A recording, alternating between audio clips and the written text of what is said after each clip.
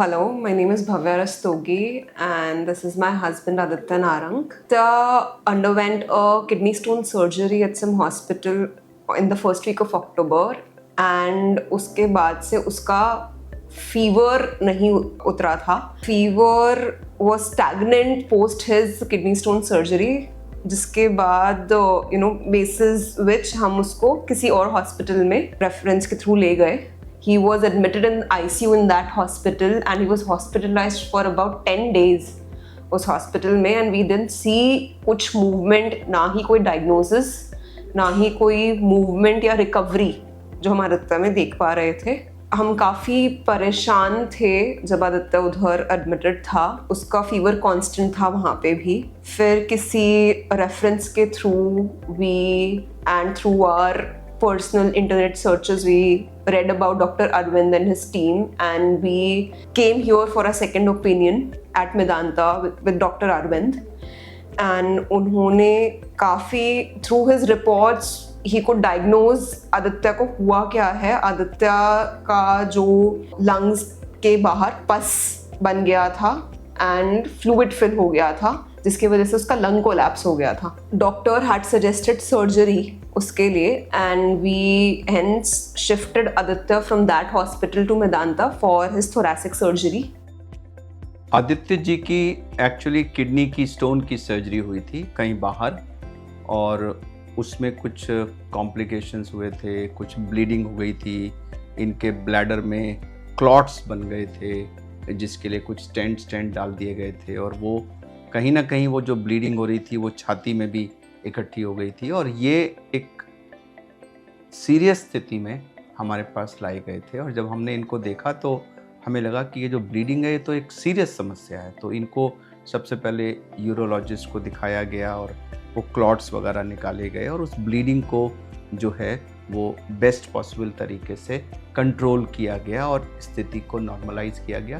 फिर जब chest x ray हुआ तो पता लगा इनका तो लंग ही टोटली कोलैप्स्ड है और लंग के अंदर जो है वो उस ब्लड के ऊपर जाने की वजह से ब्लड क्लॉट्स और फिर वो पस पड़ के एम्पाइमा बन गया था.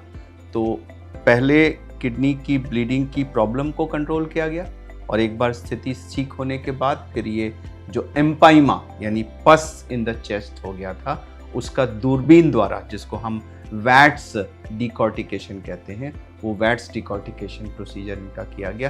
तो पहले एक प्रोसीजर फिर दूसरा प्रोसीजर, दोनों प्रोसीजर सक्सेसफुली होने के बाद फाइनली ये हॉस्पिटल से डिस्चार्ज होके चले गए और फॉलोअप में आए थे और सब कुछ ठीक है. लंग भी पूरा फुल्ली एक्सपैंड हो गया है, सब ठीक है और किडनी भी ब्लड वगैरह कुछ नहीं आ रहा है. दोनों अंग इनके अब बिल्कुल ठीक हो गए हैं. सर्जरी इनकी पूरी सफल रही. जब ये सर्जरी में भी थे तो रिलेटिव्स, फैमिली सब डिस्टर्ब्ड कि क्या चल रहा होगा बिकॉज डॉक्टर ने हमें बहुत अच्छे से ब्रीफ किया था ड्यूरिंग द काउंसलिंग कि it is going to be a long surgery जो 5 से 6 घंटा चलेगी. We received calls every 2 hours हमें OT से एक अपडेट आता था. I remember Aditya was taken to surgery at 4 p.m. Aditya was out of the operation theatre at 9 p.m. and with a very successful surgery. After his surgery, he was kept in the ICU for one day for keen observation. And then he was shifted to HTU and ultimately to the ward and his physiotherapy had begun. By then, as an outsider, हम सोचते हैं कि post surgery you require bed rest, आप बिल्कुल ही movement नहीं करोगे. But यहाँ का कल्चर और यहाँ का एक outlook of the doctor towards the patient was very different that I found. The very next day after he was out of the ICU, Aditya को वॉक करने के लिए बोला था डॉक्टर ने. The physiotherapy team was there. They have an entire physiotherapy gym for the patients on the floor. Under very proper guidance, Aditya had started doing physical exercises for his body to recover. We really appreciate and are extremely thankful to entire Medanta staff, nursing staff, Dr. Arvind, Dr. Harsh, Dr. Sukhram, who attended to us and helped Aditya recover.